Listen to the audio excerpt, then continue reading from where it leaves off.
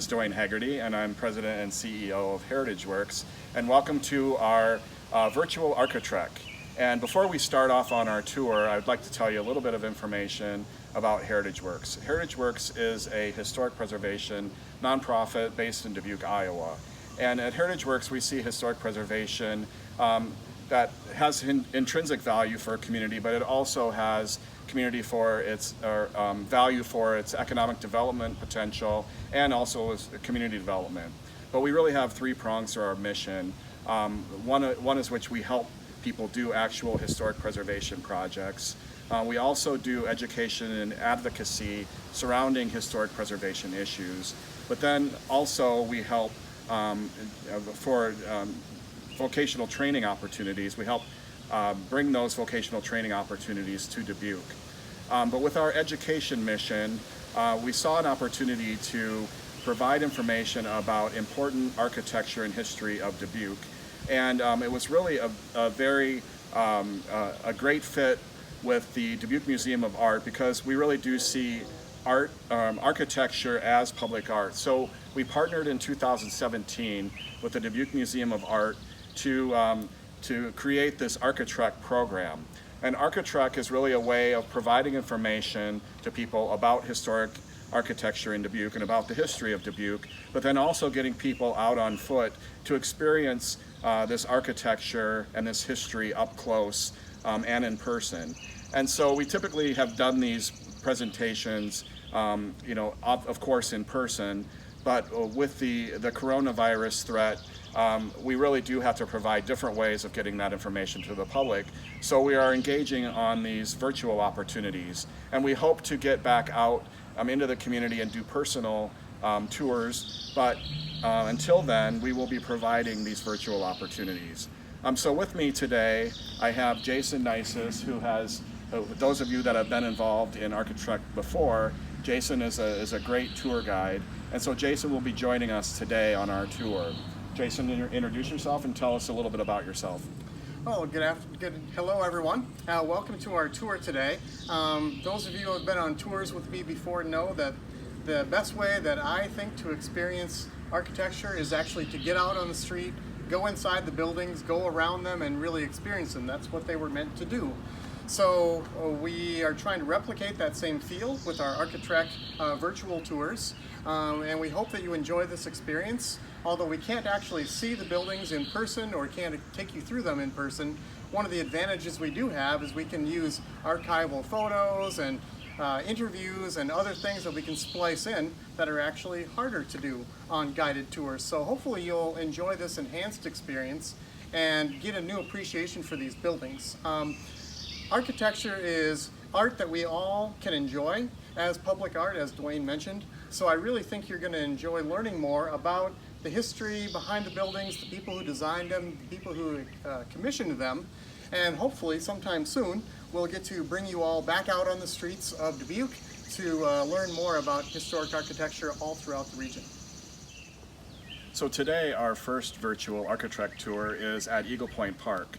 And Eagle Point Park is, those of you who know about it, is a very large park in Dubuque. And we're going to give you a little bit of a flavor of the rest of the park in probably about a 5-minute tour. But then for the rest of the tour, we're going to focus on the work that you see behind me, which is the work of Alfred Caldwell, a noted landscape architect from Chicago. And we're going to talk in depth about the planning for that work and some of the design aesthetic of that work. But again, before we start out on the tour, you're going to get an introduction to the rest of the park. So thank you for joining us today. After the tour, we will have an opportunity to answer some of your questions. So feel free during the tour to ask your questions via the chat feature. Eagle Point Park is a city park in the city of Dubuque, and it contains approximately 164 acres. It's located in the northeast corner of Dubuque, and it's on a bluff that overlooks the Mississippi River and Lock and Dam number 11. The entire park was listed on the National Register of Historic Places in 2017. Eagle Point Park was opened in 1909, and it received streetcar service in 1912. It's been a very popular park in the city of Dubuque. In addition to its natural beauty, Eagle Point Park has several architecturally significant buildings and structures. But because of time limitations, we're not going to be able to focus on all of them. But before we start out on our main tour, we thought that we would give you an opportunity to get a little taste of the buildings and structures on the rest of the Eagle Point Park site.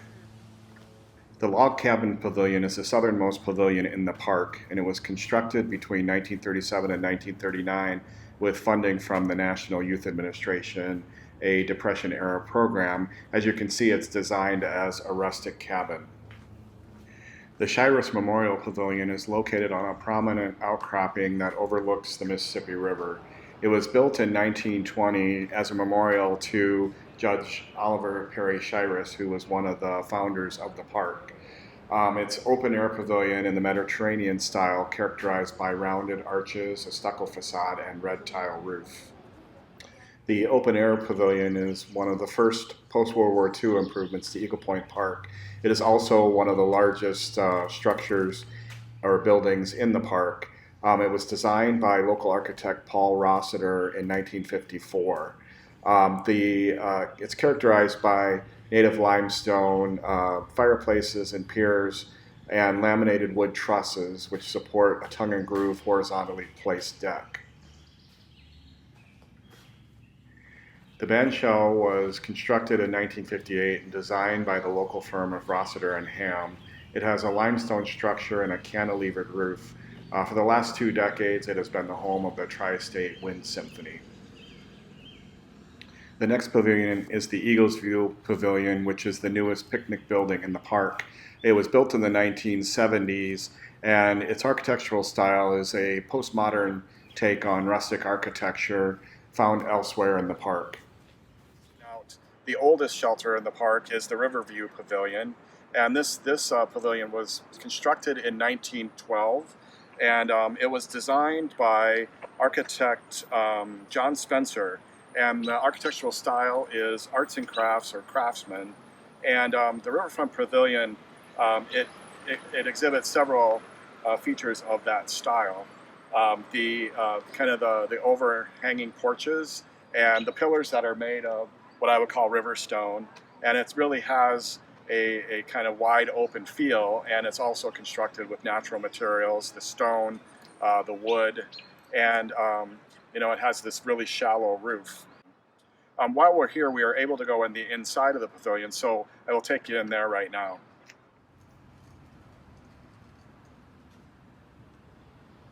So here we are on the interior of the Riverview Pavilion, and as you can see, it is almost in completely original condition from 1912.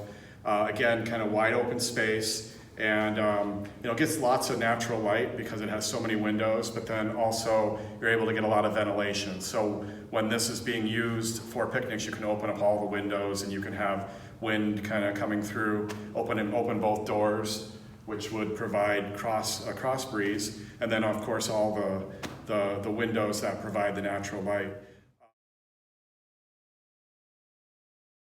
The rest of our tour of Eagle Point Park will focus on the prairie landscape designs of Alfred Caldwell, who completed his work on the north side of the park between 1934 and 1936. Dubuque is fortunate to have a lot of the documentation related to the design of Alfred Caldwell's work at Eagle Point Park.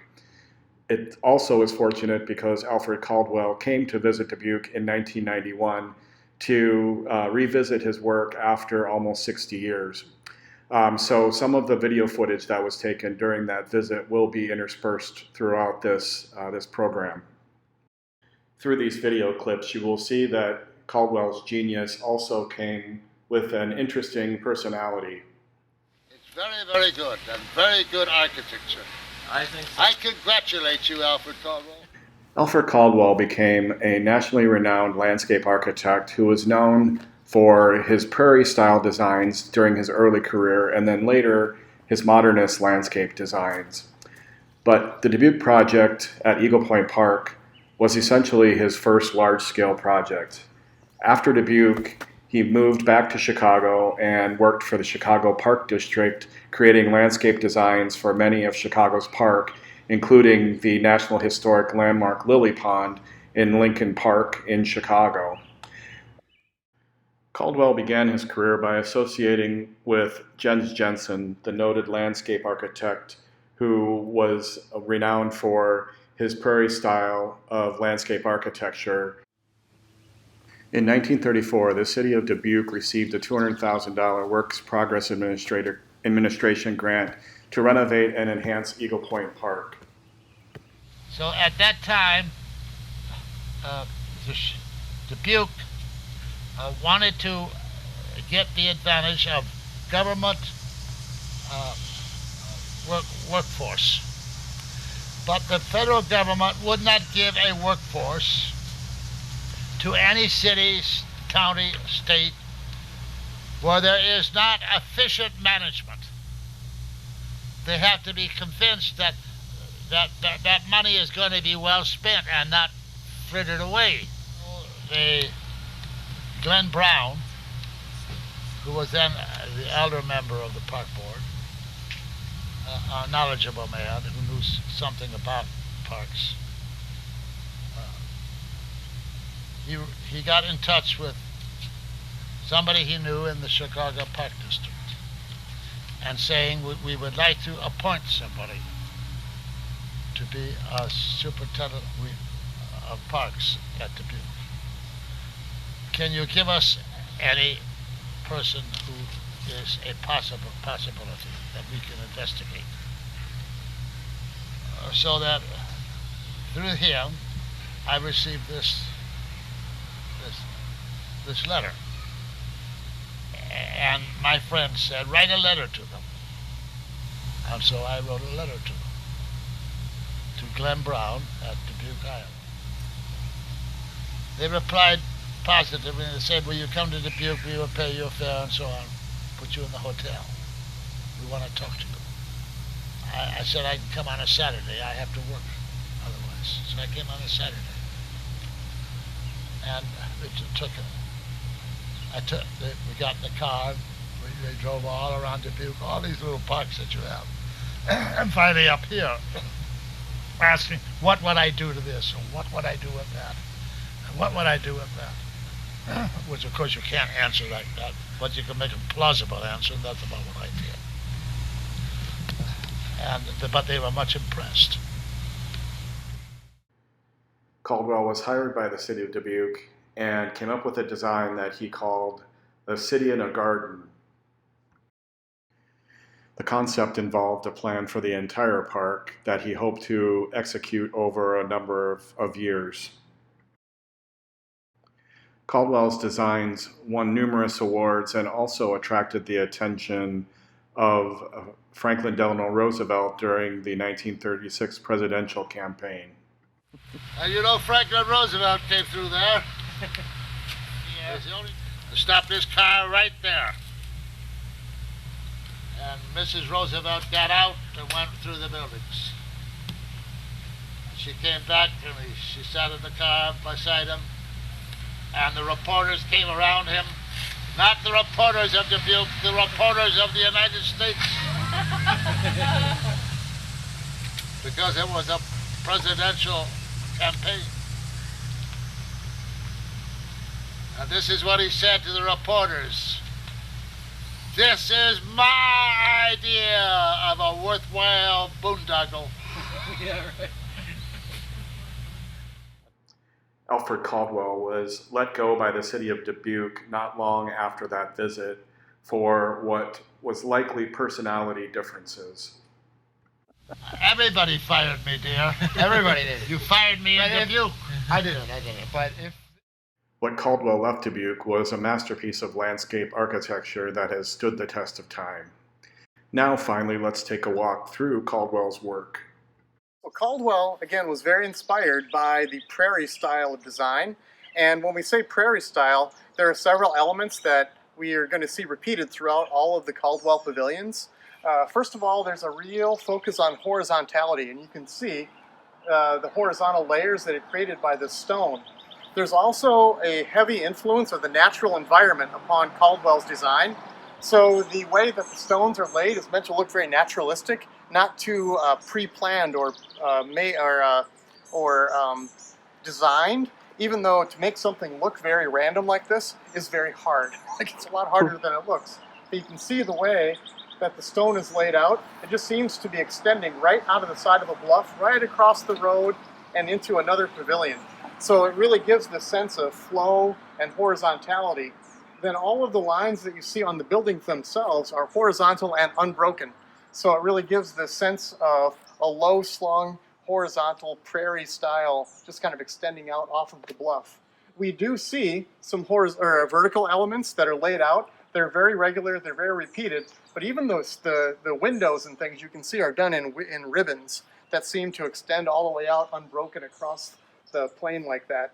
The other thing that we're going to see is a lot of the materials that were used are from right here on the site. So some of the stones were quarried right here on the site. A lot of the lumber that was used in the construction of the buildings was harvested right here in the park.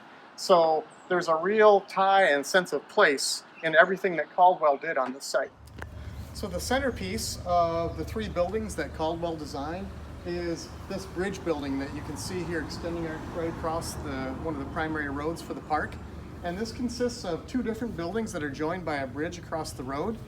Each of these buildings originally held a large poured-in-place concrete reservoir that was meant to provide water for all the buildings in this complex.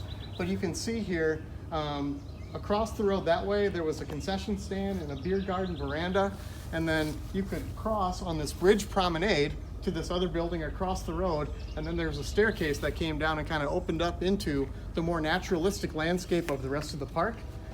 So there was a small pavilion here to the side of it, and then there was another building here that's now known as the Indian Room, are part of the three building complex that are all joined by Caldwell's landscape design.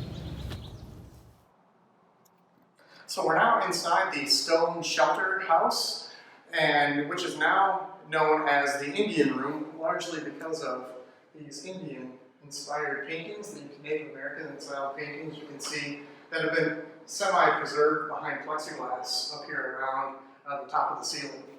So inside this building you can see lots of very classic prairie-inspired elements.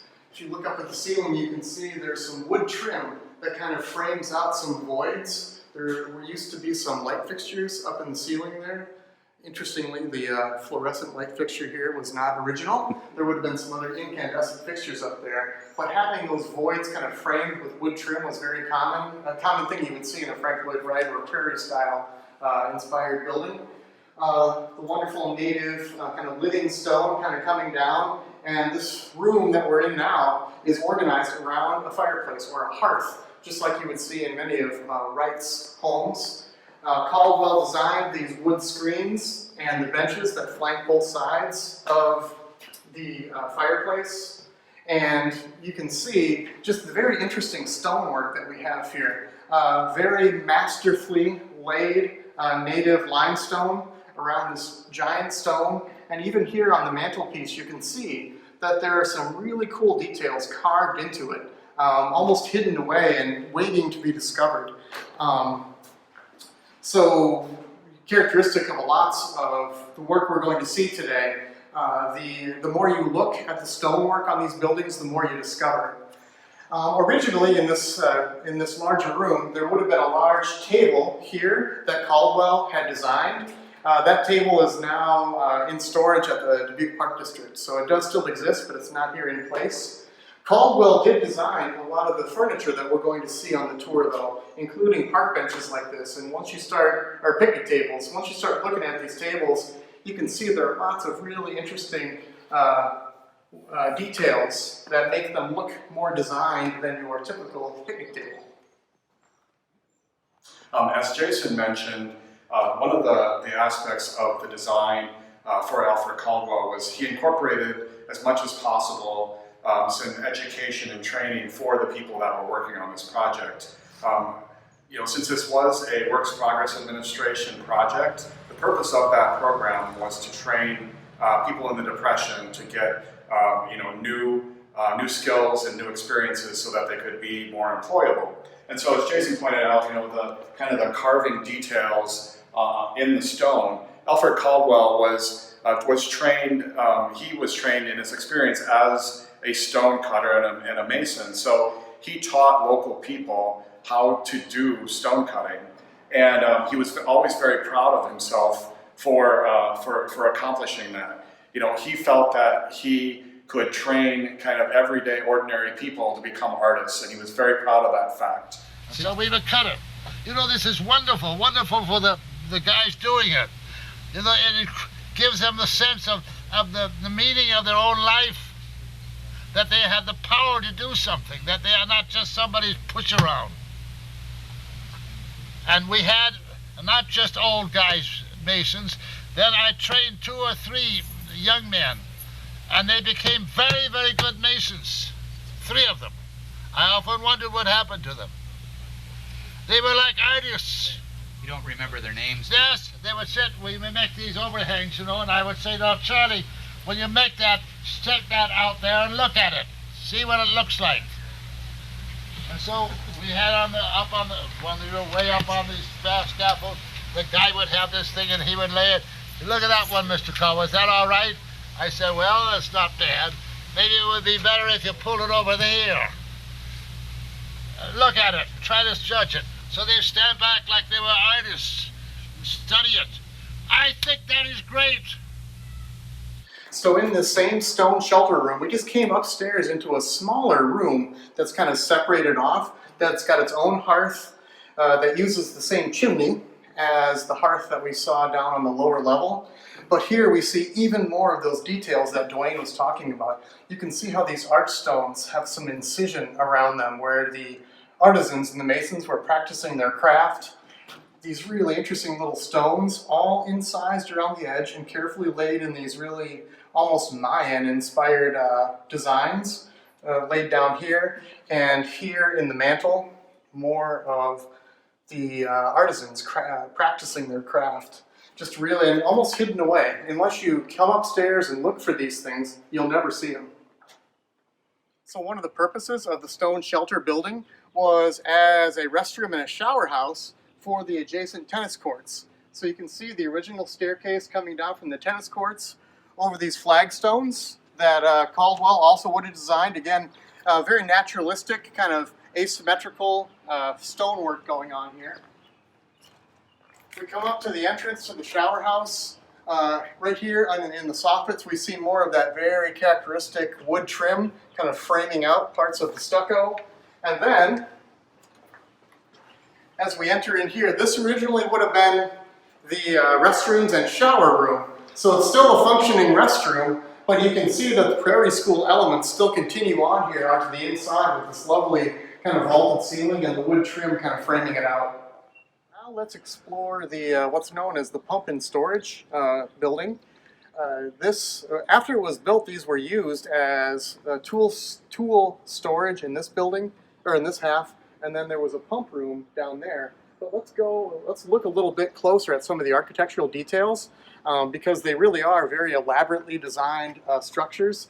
Again, we see some of the native stone laid in very deliberate yet seemingly random layers, just like you might see emerging from a bluff.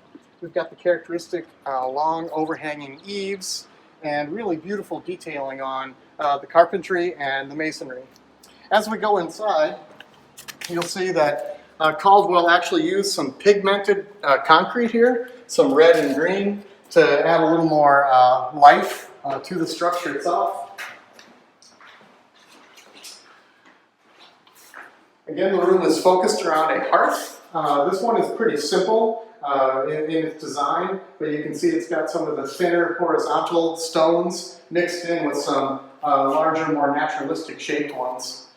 The noteworthy part of this side of the pump house room is the way that these rafters are kind of laced together. The stucco layers mixed in with these rafters that are kind of woven together almost, and then these clear story windows that right now are covered with plexiglass, but originally probably would have been open or screened to allow more ventilation through this space.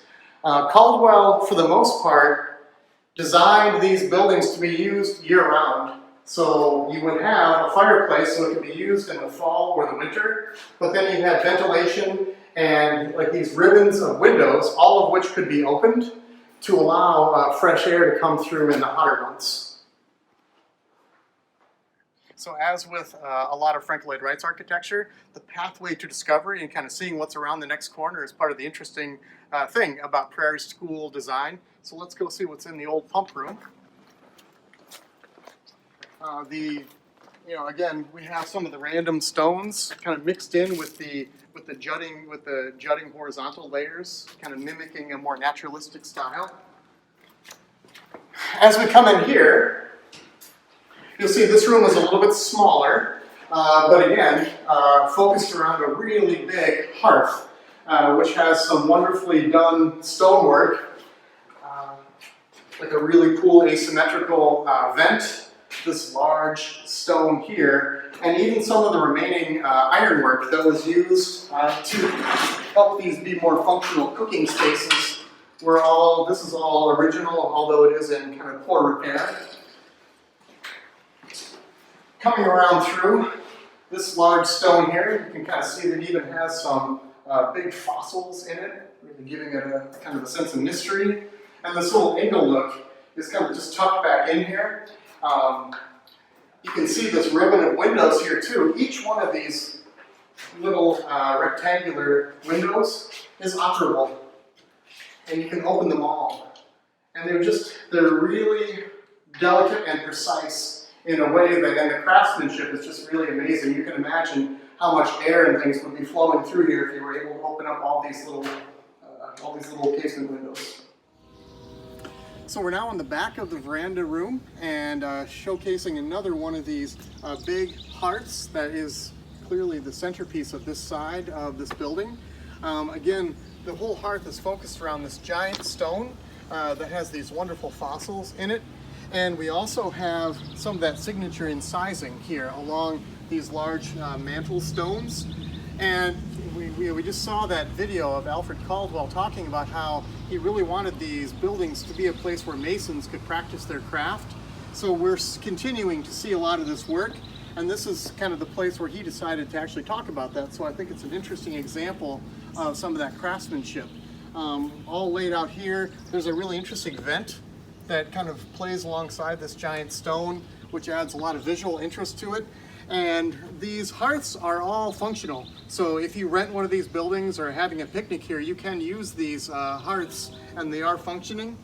This one has a big built-in cast iron pot hook even here. So really an interesting place for us to see the craftsmanship, to see it laid out, and just another interesting feature and even somewhat unexpected to have a big hearth like this on the back of this building.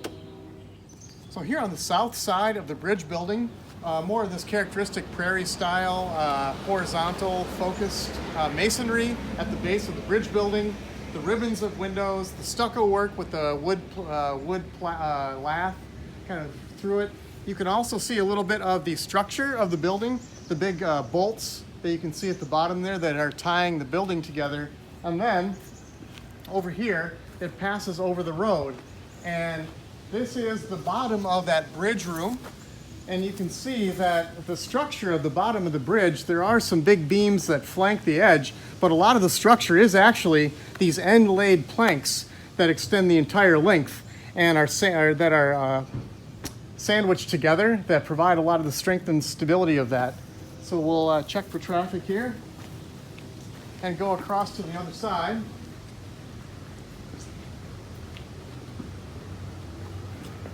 Got a nice plaque here, of course, commemorating the Works Progress Administration who actually constructed this.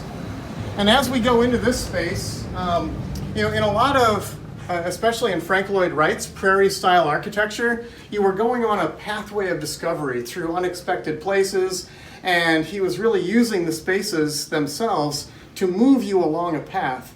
So here we are in a space that's kind of a space of compression. It's very low ceilinged, it's kind of hemmed in on this side and feels low, like it's pressing us out to go somewhere else. But what's interesting about this space is you can see this is the underside of the terrace of the beer garden up above, and you can really see the formwork that was done for this poured in place concrete structure. Because right behind here too, there would have been a big cistern that held water. So cistern poured in place supports here. And then as we go through this tunnel, beautiful stonework, inset lighting. We're in this area of compression, and then we come out into an area of release as we pass through the tunnel.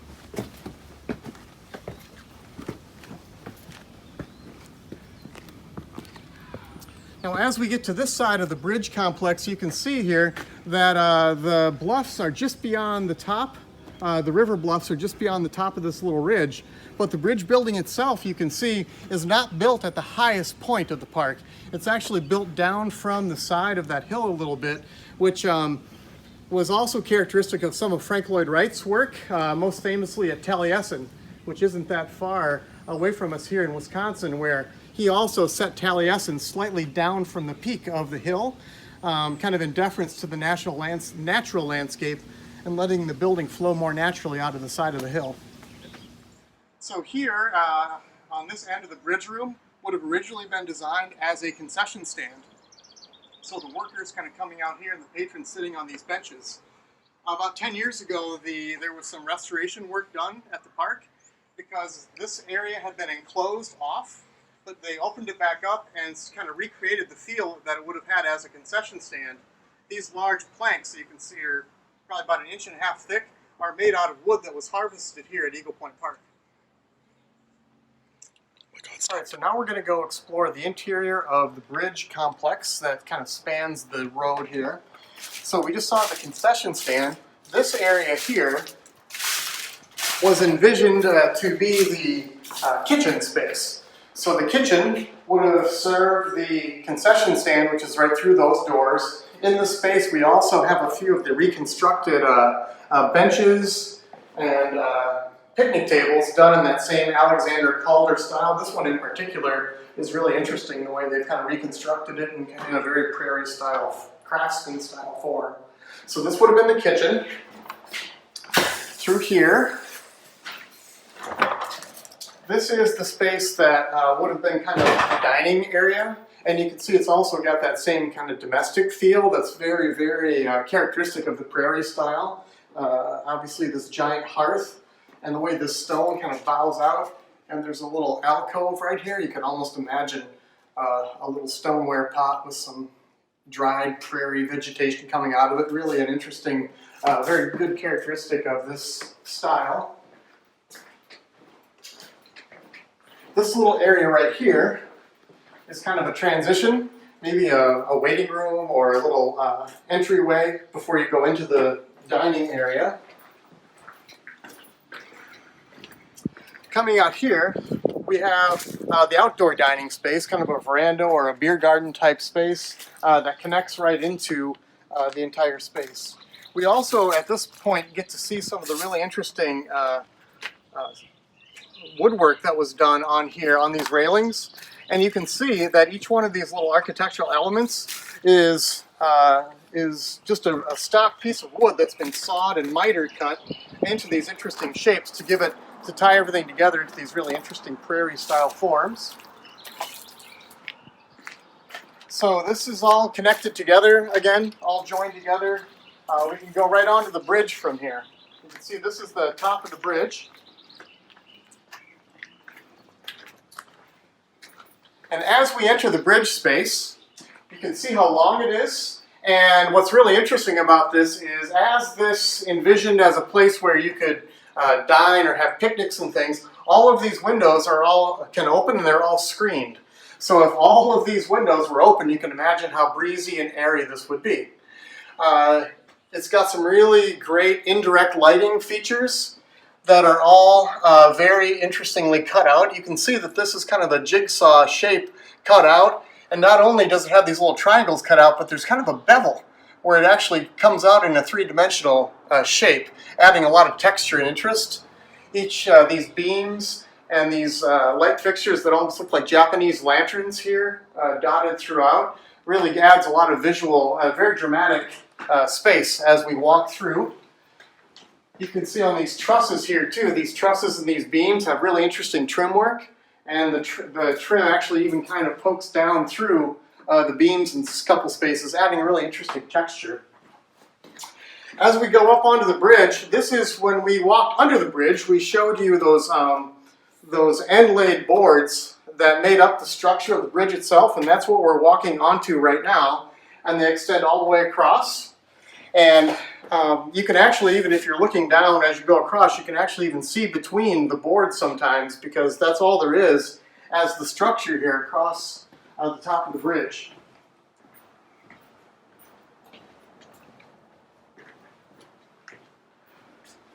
We've got a few more of these little, these small fireplaces here within the bridge room. Really great horizontal layering with some larger pieces set within. And all of the fireplaces in this structure are functional, but they are definitely more for atmosphere than they are for adding heat. But it really is a wonderful space when you have got some fires going in here. It adds a real sense of warmth and domesticity.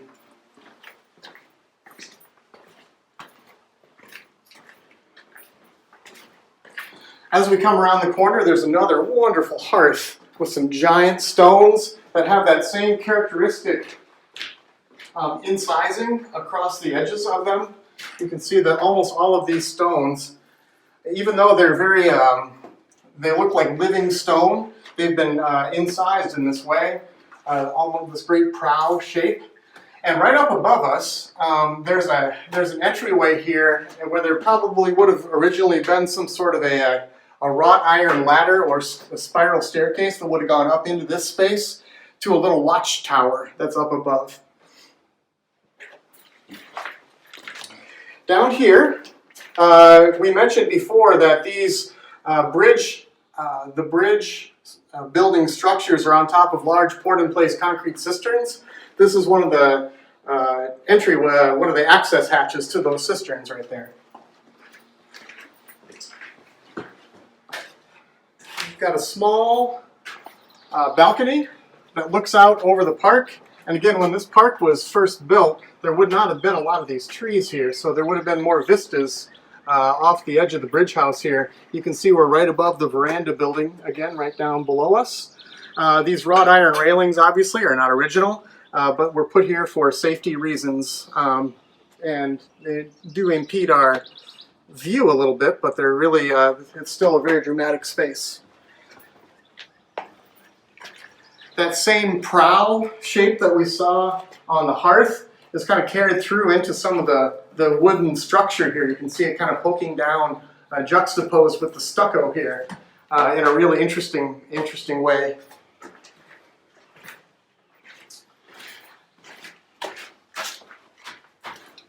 So this is now the main, this is the main access to the western building of the bridge building. And you can see now, this is that staircase that we saw from down below. The Indian room is right across the way.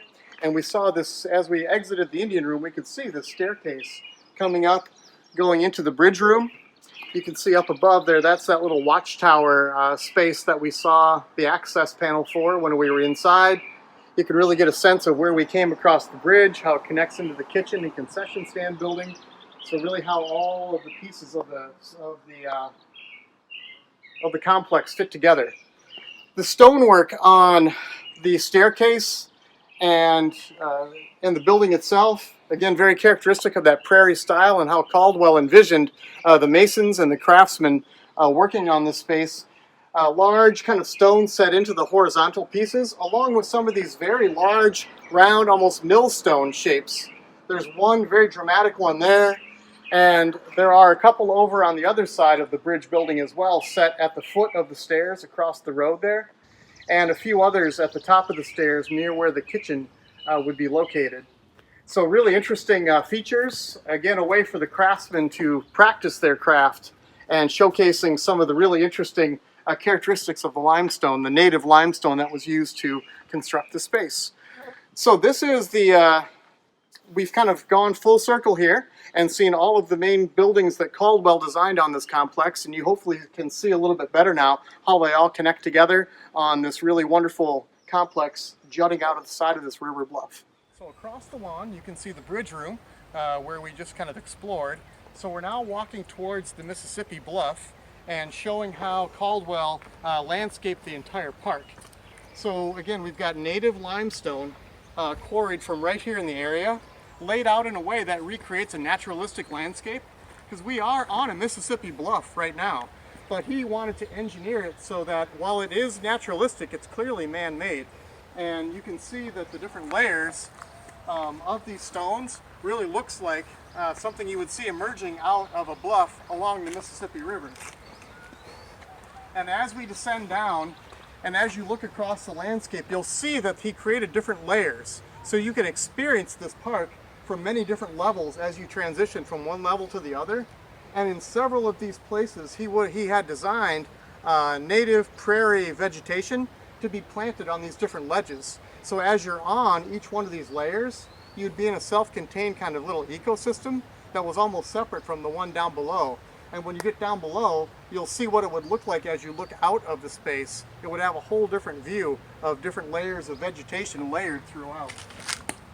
Now another thing that we'll see, kind of dotting the landscape here, are these council rings.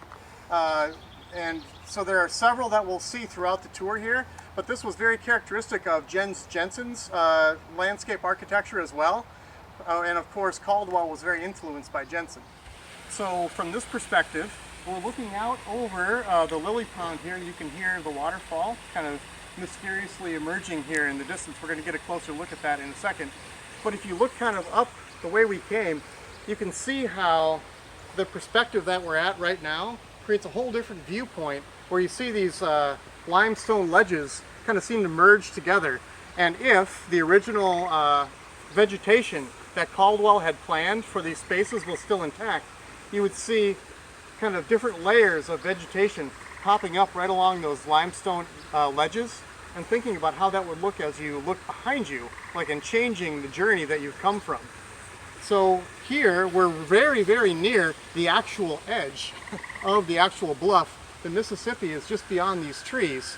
And when this space was designed, none of these trees were here. It would have been a much more open vista out to the river itself. So thinking about what the original vista would have been off this bluff kind of helps us imagine how Caldwell would have envisioned this space too. But you can see the different layers continue right over here, and as we come over to the edge, you'll see where that sound is coming from. The waterfall kind of emerges from the landscape right here, with some very playful elements, large stone bridges that are going across the waterfall as it trickles down. And you can see here it empties down into this large lily pond structure. Now this predates the lily pond that Alfred Caldwell designed in Chicago in Lincoln Park. He was also the designer of that space. So thinking about maybe what he learned here in Dubuque and how he incorporated the natural landscape here, informing what he did in Chicago, which also has some prairie-inspired pavilions and things like that he also designed. Up beyond the lily pool, you can see that there are several different terraces up above. Each one of those terraces originally had its own small, shallow pool with a little waterfall cascading down the ledges that kind of would have appeared to all be flowing downward into this one pool. Those other waterfalls and ledges no longer exist. There also is some documentation that shows that there was a small cave designed to have water dripping down from the ceiling, lined with lichen and moss and ferns, that would have been located up in this area up above one of the terraces.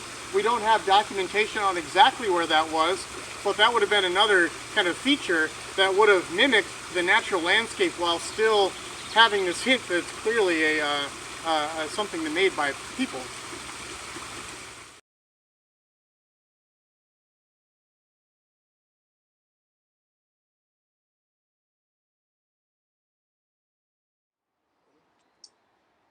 So again, inspired largely by his mentor Jens Jensen, Caldwell incorporated several of these large council rings into his design for Eagle Point Park.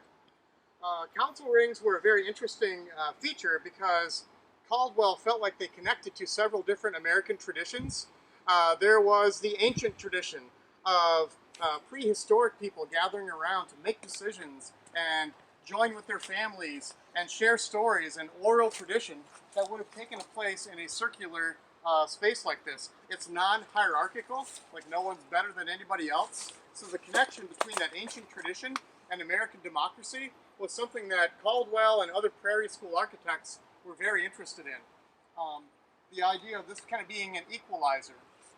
All the play space, little children all around here, the teacher talking to them.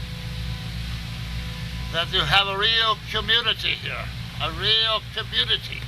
What the town is meant to be as a community. I would have filled this up with these communities. Dubuque would have been like no other city in America. A city of people. These also became popular in a time when American cities were very dirty and congested and polluted. So the idea of escaping the urban, the mess of urban life into a more pastoral setting, to be with friends, to be with family, to gather around a fire like our ancient ancestors would have, was a very kind of romantic and idealized vision for what natural spaces and parks could look like. Even though this space is perfectly round, it still fits into its natural landscape and it's not overly formal like you would see in Victorian or Edwardian gardens. I've seen a whole lot of things done in different areas, and I never have seen anything as well preserved as what I put in this park for you. I know that you think that's hideous when I flatter myself, but I'm not flattering myself. I'm flattering the guys that did the work, and they really did it right. And this is wonderful. This is absolutely wonderful, the preservation of it. For 50 years. Eagle Point Park was just recently listed on the National Register of Historic Places, and there has been a lot of planning efforts done to help to properly maintain and restore the park. There's been some archaeological examinations done, and there currently is an ecological restoration being done in portions of the park. This is a very important cultural asset for the city of Dubuque and for the surrounding community. So there are efforts underway to document the site, to make sure that that the site is being maintained as well as possible. Coming up here in about 15 years, less than 15 years, will be the 100th anniversary of the work that Alfred Caldwell did on the site. And so we view it as an opportunity to do some planning so that there can be some restoration work done to the site. I mean, obviously after 100 years there needs to be some restoration and some work done to bring the site back to the original design intent. So we hope that in the future we will have opportunities to become more educated about the work that was done here, the important work that was done here by Alfred Caldwell, and to do the proper restoration work so that this gem will be available to future generations to come. So thank you for participating in this tour today. We hope that you learned a lot, and we hope that you come and visit Eagle Point Park anytime. The park is currently open, even through the social distancing, but it's an excellent opportunity to come and walk around. There's a lot more in the park that you haven't seen. We probably only have seen about a third of the park, and I thank Jason for being the tour guide on this tour. And again, we hope to see you in person. Thank you very much. Thanks, everybody. I think that's the most valuable thing in the cosmos. The idea that life is to go on. Where nobody knows how many years mankind is meant to live. He's been beset so much by his own ignorance, his own cruelties, his own stupidities, that you can't go by what people, how old people get. Maybe they were meant to be 100, maybe more.